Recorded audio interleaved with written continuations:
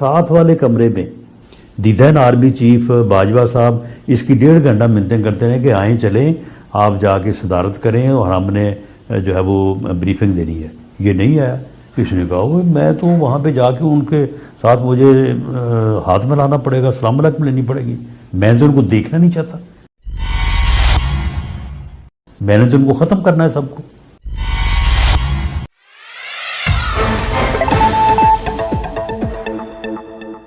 उन्होंने सबकी बात की थी, उन्होंने औदारों को भी बीच में रखा था।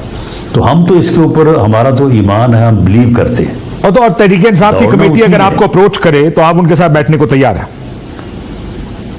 जी बिल्कुल। वो सिर्फ हमें कह दे कि जी हमें अप्रोच करें, हम उनको अप्रोच कर लेंगे। सो इस हद तक आप आगे चलने को तैयार हैं कि आप उनके साथ राब्ता करने को भी तैयार हैं, उनके साथ बैठेंगे, इसी इशू पे बात करेंगे कि क्या सियासतदानों को रूल ऑफ द गेम बनाना चाहिए?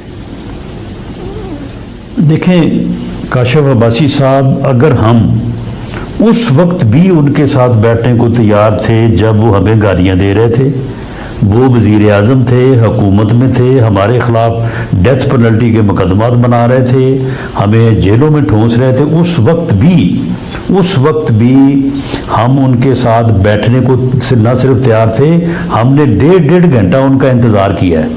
जब पुलवामा वाला वाक़या हुआ तो उनकी सदारत में जो है वो ब्रीफिंग का फैसला हुआ और वो उस ब्रीफिंग को लेने के लिए तमाम पार्टीज़ के, अपना मौलाना फजल रहमान की पार्टी वाज देयर, अपना आसफ जरदारी साहब वाज देयर, मियाँ शहबाशी वाज देयर। हमने 1.5 घंटा वहाँ पे इंतज़ार किया। साथ वाले कमरे में दी देन आर्मी चीफ बाजवा साहब इसकी 1.5 घंटा मिन्नतें करते रहे कि आएँ चलें, आप जाके सदारत करें और हमने जो है वो ब्रीफिंग देनी है। ये नहीं आया। किसी ने कहा वो मैं तो वहाँ पे जाके उनके साथ मुझे हाथ मिलाना पड़ेगा, सलाम अलैकुम लेनी पड़ेगी। मैं तो उनको देखना नहीं चाहता, मैंने तो उनको ख़त्म करना है सबको। हम तो बैठने को तैयार थे, इसका इंतजार करने को तैयार थे। एटीट्यूड मैं इन चीज़ों की बुनियाद पे कह रहा हूँ कि मेरी जमात की तरफ से या मेरी लीडर की तरफ से इस बातचीत में कोई इनकार नहीं होगा या वो पीछे नहीं हटेंगे। तो ये जो अदलिया का खत 6 जजेस का आया, सुना है कि लाहौर हाईकोर्ट से भी ये खत आने वाला है, मुस्लिम लीग नून की क्या पोजीशन है? आप ये सुना था कि मुस्लिम लीग नून पार्टी बनना चाहती है इस तरह की प्रोसीडिंग्स में, क्या अब क्या पोजीशन है? बनना चाहते हैं या बाहर बैठ के सिर्फ देखेंगे कि अदलिया क्या करती है? देखें, इसमें जो है ये मामला तो शुरू हुआ ना शौकत सिद्दीकी साहब के बयान से, तो उस वक्त तो खैर किसी ने उनका साथ नहीं दिया।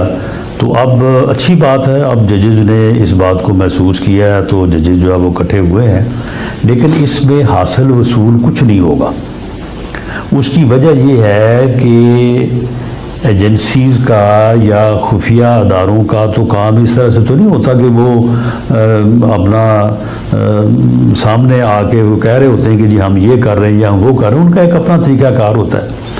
तो ये अगर आप ये कहें कि जी किसी को पकड़ा जाएगा, किसी के खिलाफ मुकदमा बनेगा, किसी से हिसाब लिया जाएगा, किसी से बातचीत की जाएगी, ये कुछ नहीं होना। बहरहाल रूल्स ऑफ द गेम तय होंगे, सिर्फ रूल्स ऑफ द गेम तय होंगे कि अदलिया आप क्या करें। कैमरे किसने लगाए थे, कैसे लगे थे, किसने जाके फिट किए, किसने नहीं किए, ये कोई पता नहीं चलना।